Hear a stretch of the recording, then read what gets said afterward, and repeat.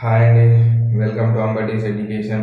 మనం last Indian history క్లాస్లో గుప్తాస్ గురించి డిస్కస్ చేసాం. అండ్ గుప్తాస్లో రామగుప్త పీరియడ్ వరకు మనం చూసుకున్నాం. ఈ క్లాస్లో మనం చంద్రగుప్త టూ అంటే ఎవరు, రామగుప్త తర్వాత వచ్చిన కింగ్ ఎవరు అంటే చంద్రగుప్త టూ గురించి మనం ఇప్పుడు చూద్దాం. And Chandragupta two mentioned as king Chandra in Mehrauli iron pillar inscription. ఏంటి, మెరోలి ఐరన్ పిల్లర్ ఇన్స్క్రిప్షన్లో చంద్రగుప్త టూని కింగ్ చంద్రగా మెన్షన్ చేయడం జరిగింది. And he making matrimonial alliances with prominent kings to strengthen his kingdom. ఏంటి, ఈయన కింగ్డమ్ని స్ట్రెంగ్థెన్ చేసుకోవడానికి ప్రామినెంట్ కింగ్స్తో మ్యారేజ్ రిలేషన్స్ అనేవి పెట్టుకోవడం జరిగింది. అండ్ దీనికోసం he married Naga princess, she was Kuber Naga.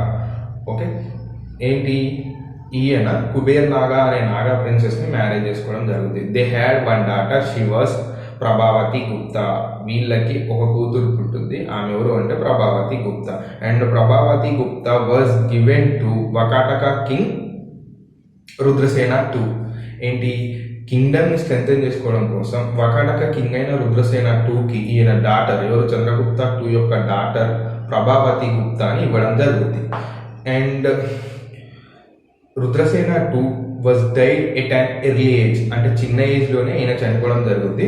ఆయన చనిపోయాక Prabhavati Gupta rule the Kingdom.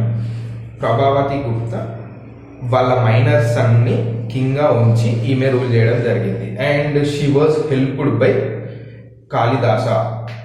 ఏంటి, కింగ్డమ్ని రూల్ చేసే టైంలో కాళిదాస కూడా హెల్ప్ చేయడం జరుగుతుంది. After that Chandragupta two occupying Saurashtra and Malwa etcetera.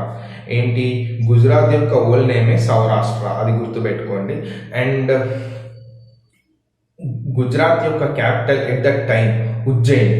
ఏంటి, సౌరాష్ట్ర క్యాపిటల్ ఉజ్జయిన్గా ఆ టైంలో ఉంది. సో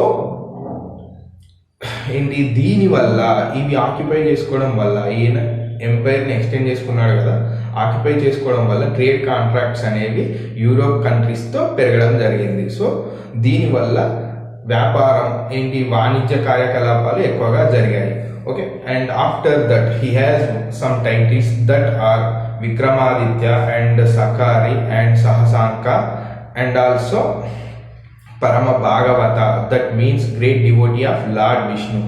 ఏంటి, లార్డ్ విష్ణుకి గొప్ప భక్తుడిగా ఈయన ఉన్నాడు. And at the same time Raja Parameshwara అనే టైటిల్ కూడా ఉంది.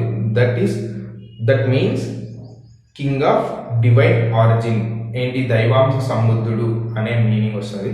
And his period, Chandragupta two period was called as golden age because they are achieve prosperity in all fields. అంటే వ్యాపారంలో అయినా, వేరే ఇరిగేషన్ అయినా, ఏ వేలో అయినా వీళ్ళు సంపన్నులుగా ఉన్నారు. సో అంటే అన్ని సంపాదించుకొని ఉన్నారు. సో వీళ్ళ పీరియడ్ని, గుప్తా పీరియడ్ని ఏంటి, చంద్రగుప్త టూ పీరియడ్ని గోల్డెన్ ఏజ్గా అనేవారు. ఓకే, గోల్డెన్ ఏజ్ అని పిలుచుకునేవారు. And in his period Chinese Buddhist traveller he was Fahien came to India.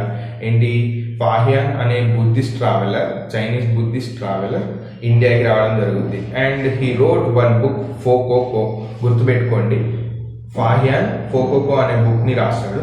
And ఇంకో చైనీస్ ట్రావెలర్ కూడా వస్తాడు. అది ఎవరి పీరియడ్లో అంటే హర్షవర్ధన పీరియడ్లో. ఆయన గురించి కూడా మనం నెక్స్ట్ హర్షవర్ధన వచ్చినప్పుడు అప్పుడు డిస్కస్ చేసుకుందాం. ఆయన ఎవరు అంటే హ్యూయాన్ సాంగ్ రోట్ సియుకి, అది గుర్తుపెట్టుకోండి. హర్షవర్ధన పీరియడ్లో ఆయన గురించి డిస్కస్ చేద్దాం. And his court was occupied by 9 gems. ఏంటి, చంద్రగుప్త టూ యొక్క కోర్ట్ 9 పోయిట్స్తో అంటే 9 పోయిట్స్తో ఆక్యుపై చేయడం జరుగుతుంది. అది ఎవరు అంటే కాళిదాస, కత్యన, విశాఖ దత్త, అమరసింహ అండ్ ఆర్యభట్ట అనుకుంటూ 9 members ఉంటారు. అండ్ వీళ్ళ గురించి మన కౌల గురించి డిస్కస్ చేసినప్పుడు, అంటే కోర్ట్ పోయిట్స్ గురించి డిస్కస్ చేసినప్పుడు వాళ్ళ గురించి చూస్తాం. వీళ్ళు ఒక్కొక్కరు కొన్ని బుక్స్ రాస్తారు. వాళ్ళ గురించి పోయిట్స్ టైంలో మనం చూసుకుందాం. అండ్ వీళ్ళ తర్వాత ఎవరు, చంద్రగుప్త టూ తర్వాత ఆయన యొక్క సక్సెసర్ ఎవరు అంటే కుమారగుప్త 1. అండ్ కుమారగుప్త 1 అనే ఆయన చంద్రగుప్త టూ యొక్క సన్. సో మనం ఇప్పుడు కుమారగుప్త 1 గురించి చూస్తాం. And Kumaragupta 1 was called as lion in Huna deeds because he suppressed Huna invasions.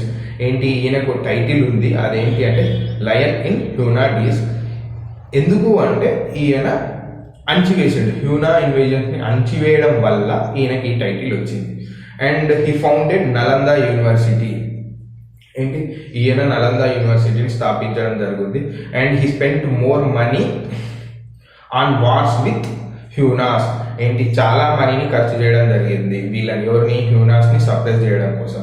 And he rule the Kingdom with the capital of Ujjain. అది గుర్తుపెట్టుకోండి, క్యాపిటల్ ఉజ్జయిన్ పెట్టుకొని ఈయన కింగ్డమ్ని రూల్ చేయడం జరుగుతుంది. And he gave many number of inscriptions among Guptas. Gupta period మొత్తంలో కూడా ఈయన ఎక్కువ ఇన్స్క్రిప్షన్స్ ఇవ్వడం జరిగింది. అండ్ ఆఫ్టర్ హిమ్ ఏంటి, ఈయన యొక్క సక్సెసర్ ఎవరు అంటే స్కందగుప్త. మనం ఇప్పుడు స్కందగుప్త గురించి చూద్దాం. And Skandagupta gave Junagadh inscription. In this inscription he repaired Sudarshana lake.